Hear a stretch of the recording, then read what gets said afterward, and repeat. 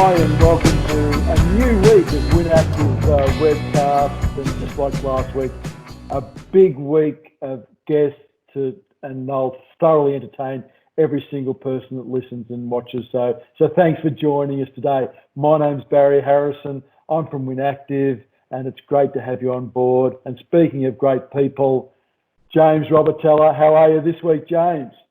Really good, Barry. You know, another Monday, and we start the week again on a high. And we're always grateful for something, and I'm grateful to kickstart our WynActive webcast with a great guest and a ripping bloke, and look forward to having a chat to Jamie Cooke, Youth Development Officer at Wyndham City. Welcome, Jamie, to the WynActive webcast. Thanks for having me, guys. Look, Jamie, it's great to have you here, and I know that we had Anthony Hurst early on. He was actually our 8th webcast. You are our 28th. You're our 28th webcast. Whoa! Yet. It's been a bit of time between, but, I'm sure you were telling me when I was talking to you, there's been a number of things happen in youth services. So we're certainly eager to hear about those. But before we do that, tell us about your role in youth in a normal situation. What do you do, and how do you find it? Yeah, man. So I'm one of the youth development officers. I'm lucky enough that within my role, I get to kind of do the really fun things, majority of the time. So I actually came into youth services through the committee that I actually now run, the Freezer Committee. So I get to run all the live music events and the skate events, and work with all the young people to put on all the really big events. On top of that, though, I do a lot of other stuff, as all of our other team members do, the youth development officers as well. So I'm there supporting young people and helping them kind of achieve their dreams, and get out there into the world in really positive ways. There for support for young people too, and they need someone to chat to, and basically just out there to be that guy that young people can come and chat to when they've got an idea or got something that's going on. It seems like you're a real positive and upbeat sort of person, Jamie, and I'm sure that is infectious with all the youth out there in Wyndham that you're fortunate enough to deal with. Have you got any great stories that you sort of look back on and say, that's the reason why I do these things, and as part of your role at Wyndham City in the youth services team? Yeah, definitely. So I guess when I started, I was a young person coming to programs and on the Freezer Committee and everything like that, and I saw what that effect had on me. I was someone who struggled with the motivation a lot in school and everything like that.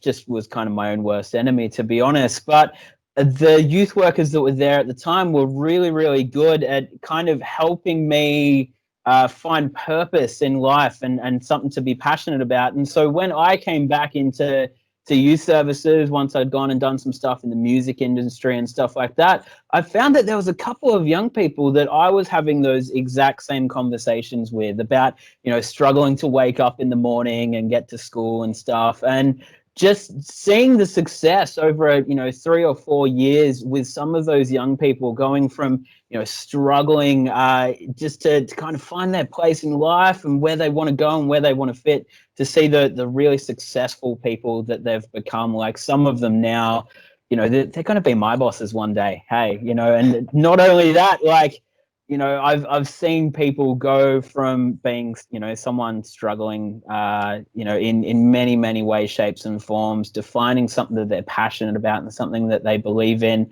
and, gone to travel the world, achieving those dreams. So, yeah, there's so many that it's hard to kind of single out one or two. There's just so many young people that end up going out there and finding the best of success. So Jamie, in speaking before, you talked about events, and I believe you're involved a lot in the music events as well. Do you want to tell us a little bit more about those? Yeah, definitely. So, the Freezer Committee that I run, it's a group of about 18 young people at this point in time from all over the the Wyndham area, and I meet with them. I used to meet with them once a week, and now we meet remotely twice a week, and we're working out some things and everything like that. But we have run skate competitions with local artists performing at them. There's Battle of the Bands and that kind of thing. One thing that we did kind of bring to the Wyndham area, which was one of my favorite things to do, is what we do is we get this band. You know, we've done a couple of times now. We get this band that's touring Australia or something like that, and we actually bring them into schools at lunchtimes and do big outdoor lunchtime concerts. Oh, wow. And the great thing is, so that the committee, they choose the acts, they communicate with the schools, but not only that, I've taught them, and I've got them out there running the PA systems and everything like that as well. So they're learning the tech side of things, the publicity side of things, all those kind of things as well. So for the committee, they learn how to be music industry professionals. For the artists, it's getting, you know, local artists out there to show the community what they've got and try to get them out there. But beyond that, it just kind of, you know, gives everyone something to do as well. Cures the boredom. You know, boredom and apathy is such a big thing when you're a teenager, and if it gives you something to be excited about, that's sick. That's amazing, and that's exactly why, you know, I'm always surrounded by it now, because that's, you know, I was that teenager that never grew up, I guess. So I get to live the dream. So, Jamie, do you actually do anything, or do you get everyone else to do it? Well, that's the funniest thing. So, it's really funny you say that, to be honest, because what I'm meant to be doing as a youth worker is I'm meant to be teaching people everything that I can, so that I'm the one sitting back and mentoring them and doing everything like that. But constantly, I get so excited by it, and I enjoy doing it so much that I find that I'm running around doing all this stuff that I should be teaching people how to do, because, you know, I never let go of it too. So yeah, it's really, really good to then be able to, you know, work with a young person or two, train them up, and then go, hey, I'm not going to MC this stage, you're going to do it. And that's just such a special thing too. But in saying that, I need to say this, because some of my bosses will be watching this. I get to do the really, really fun things, but like with anything, you know, I'm a bit of a procrastinator. So sometimes some of the paperwork side of things, maybe I should be getting some young people to do the fun stuff, and I step back and do, you know, the paperwork a bit more. So yeah. That's brilliant, Jamie. And I suppose what, you know, how have you changed and had to adapt during the past few months? You know, during COVID, and in what is a challenging time. You know, how have you gone about your work and keeping that connection with the youth? Yeah, definitely. It's been really hard, to be honest. Like, you know, the hardest thing to really come to terms with is, you know, people's lives are hard enough at the normalest, you know, point in time. People have things that they go through at any day of the week, any time of their lives.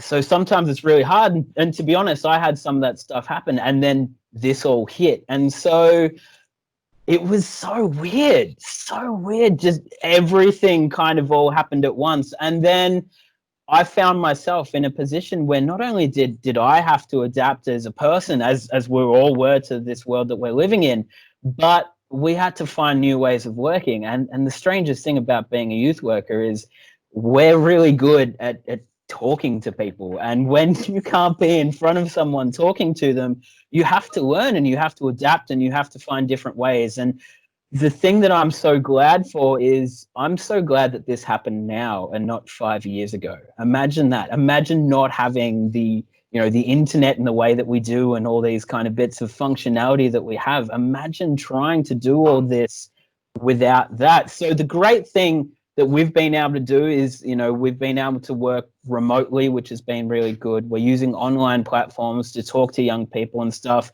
To be honest, being one of the tech people of the team, I've been having so much fun with technology. And I believe that some of the stuff that I've been working on is things that will evolve what youth services do, not just through this period, but way beyond that as well. So it's kind of given me that time to sit back and go, what actually can we do, and not being so reactive, and growing things. So it's been hard to communicate with young people. It's worked a little bit in some ways with certain groups. Some groups have kind of fallen off a little bit, so I just can't wait until we can get back in contact with them when we start being able to, you know, work a little bit more in person and stuff like that. But yeah, I'm excited to see what's going to come from this too, the things that are going to stay changed after this.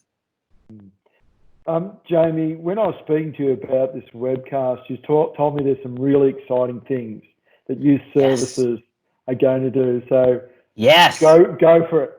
Awesome. Okay, so what I might do is I'll talk first about the things that I'm kind of working on and the things I've got in the background, and then I'll move on to some of the things that the rest of the team's got going on. So one thing that I am so stoked to announce is that youth services have finally got their own podcast. So I've been putting that together in the background. It's called Wyndham Youthcast. It's working with a whole heap of the different youth workers to put together a fortnightly podcast for young people. You can find that the first episode and the trailer up currently. I'm just working with the rest of the team on the second episode. You can find that on the Youth in Wyndham Facebook and the Instagram page. And everything that I'm talking about, you'll actually be able to see on the, I think it's the Wyndham Together page as well. So that's one thing that we're working on at the moment. In the background, something that's a little bit of insider knowledge for future is I'm actually talking to you guys in my recording studio in the back of my house at the moment. And I've just been experimenting over the last few days with some filming lights. So I've got some friends that work in the industry and everything like that. And we're coming together to build our ability to be able to do vlogging, to be able to make like instructional video kind of stuff and all those kind of things working into the future as well. So youth services at one point in time may have a complete YouTube channel as well. So, you know, we'll see how we go there. I'm tinkering away, you know, late night, just having fun with all this stuff before I get it out to people.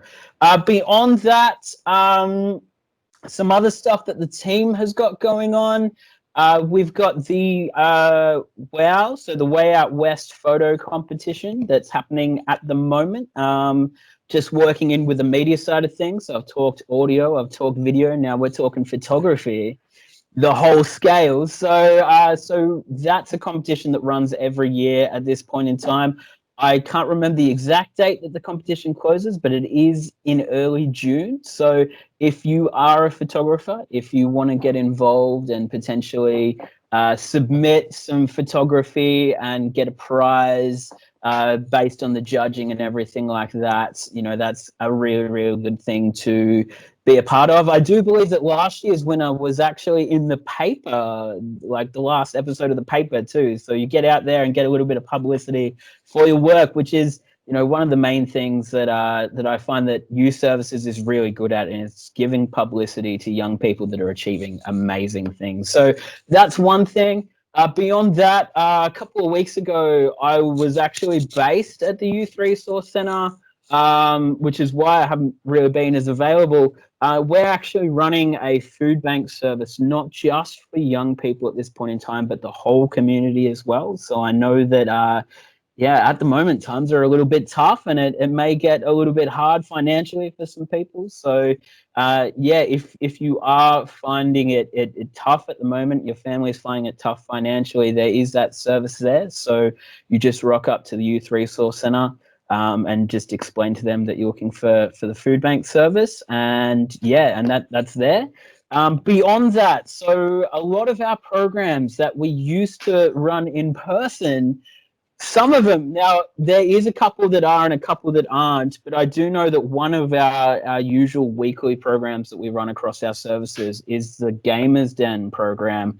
And that was one of the ones that was such a an easy slam dunk just to be able to put that online. So, you know, one of the great youth workers that we have, Jordan, runs that, and that is yeah, that is online at the moment. As I said, if you look up the Wyndham Together webpage or Youth in Wyndham on Facebook or Instagram as well, because apparently all teenagers are using Instagram now, which is awesome because Facebook has just been the king for way too long, let's be honest. So yeah, that's ways that you can find out about everything that we're doing as well. There is actually so many things that we're doing. I struggle to keep up, to be honest. Like, youth services stuff are just so adaptive to the world that we live in, and it wasn't about what can't we do, it was about what can we do when all this happens. So yeah, there's so much. And then there'll be so much too when I can't wait for when we can actually get back in the office, and get out there and do things with the community. I don't know how it's going to look. I feel really, really sorry for those manufacturers of hand sanitizer at the moment, because they are going to be going nuts with what's going to be happening in the future. But yeah, I just can't wait to be able to see people again. And when we can, there's going to be some great things happening. I can promise it. It's a great summary, Jamie, and I don't doubt that we could probably sit here for another half hour, Barry, and and hear about all the great things that youth services done and do. And for what I know, at Wyndham City, they're one of our more dynamic departments, and they're very active within the community as that sort of forward-facing department, and they have a lot of great impact in people's lives. And well, just hearing about all those fantastic opportunities, it almost makes me want to wind back the clock and and join in where I can. So all I can say is I was one of the lucky ones, man. I got a chance to just stay a kid forever. Fantastic. And of course, Jamie, you and I have done a little bit. We have. I reckon we met about September last year and implemented a program which still in its infancy, but had some success already. Do you want to tell us about Tunes at the Pool? Yes. So funnily enough, when I first got the go ahead from my boss that something was going to happen, I was actually up at a music conference in Brisbane at the time, and I literally just ran around the hotel room going, "Yes, they're letting me do it." So yeah. So when I came back, we met up, we talked, and we launched the Tunes at the Pool program. So basically, I've grown up a Wyndham resident my whole life. That the Wyndham Outdoor Pool is one of the two pools that I developed my love for the water and swimming and the beach and all those kind of things. And when someone told me I was able to run an event at it, I was absolutely stoked. So what we did, the summer wasn't great, let's be honest, in terms of the weather, but what we were able to do is every second Friday across all of summer, and actually a little bit of spring, we're a little bit sneaky there,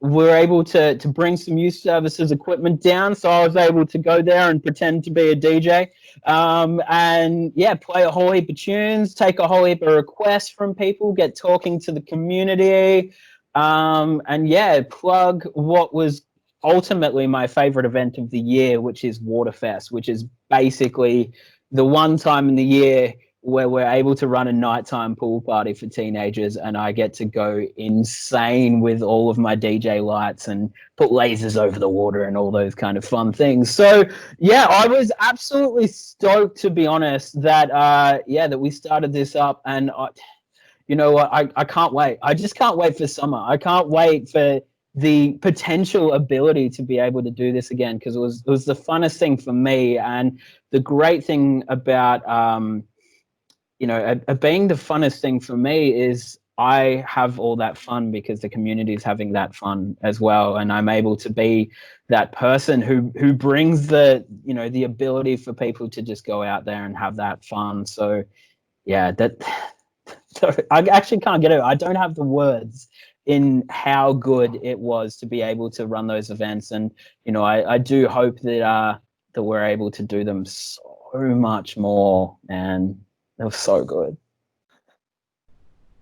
James, it's that time that we love in each of these webcasts. And Jamie, you've probably seen a few of these, and you know that we love to express our gratitude. What we're grateful for. And so my question to you today is, what are you grateful for, Jamie?